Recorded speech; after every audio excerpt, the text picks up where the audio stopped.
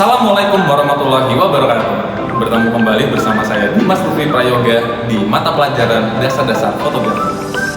Tujuan pembelajaran kali ini diharapkan peserta didik mampu memahami teknik-teknik dasar fotografi.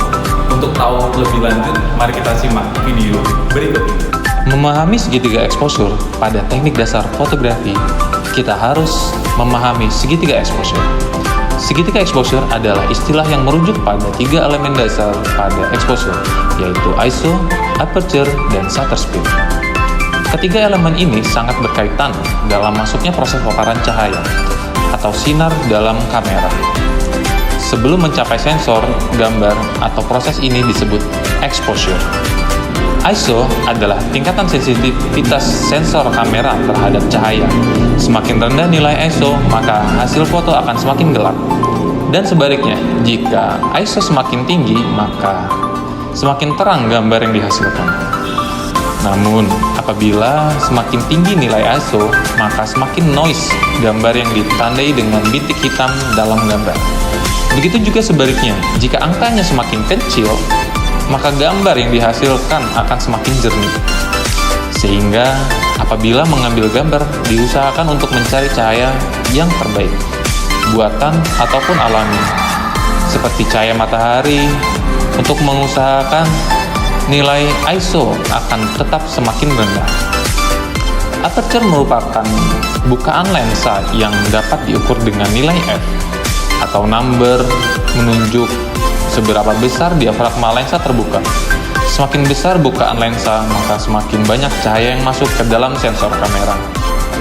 Mengatur nilai f atau number semakin kecil, maka akan semakin besar lensa terbuka. Misalnya, bukaan lensa nilai f 1,4 lebih besar dibandingkan nilai f 1,8. Berikut adalah hasil perbandingan gambar dengan menggunakan lensa 1,4 dibanding bukaan lensa f9,0. Shutter speed mengatur durasi bukaan jendela sensor ketika menerima paparan cahaya sebelum menutup kembali. Semakin lama shutter speed terbuka, maka semakin banyak intensitas cahaya yang masuk ke dalam sensor, sehingga semakin menghasilkan foto yang lebih terang. Semakin tinggi shutter speed kalian, seperti 1/500 dan 1/250, maka semakin cepat jendela sensor membuka lalu menutup kembali, dan hasil gambar yang dihasilkan akan semakin lebih tajam.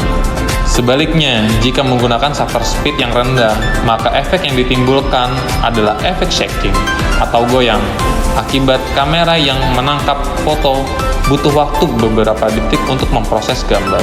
Di dalam kondisi normal, shutter speed sama dengan 2 kali frame rate atau FPS. Contohnya, kita akan mempraktekkan shutter speed 1/50 sama dengan 2 kali 25 fps. Maka video yang dihasilkan motion blur akan lebih natural.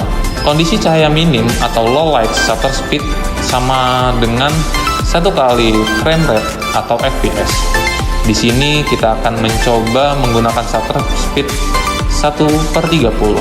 Pada video ini kita akan fokus pada pencahayaan, bukan pada motion blurnya. Di sini kita juga perlu berhati-hati menggunakan shutter speed rendah yang akan membuat video kita menjadi lebih blurry. Oke, demikian video pembelajaran kali ini. Mudah dipahami bukan? Yang terpenting adalah segitiga exposure memiliki 3 elemen penting pembentuk gambar. Yang pertama, ISO, shutter speed, dan aperture. ISO adalah bagaimana kamera mengatur banyaknya intensitas cahaya yang masuk ke dalam kamera. Aperture adalah bagaimana kamera mengatur bukaan diafragma di dalam kamera. Shutter speed mengatur seberapa cepat kamera menangkap gambar. Segitu saja, sampai jumpa di video pembelajaran berikutnya. Saya akhiri, wassalamualaikum warahmatullahi wabarakatuh.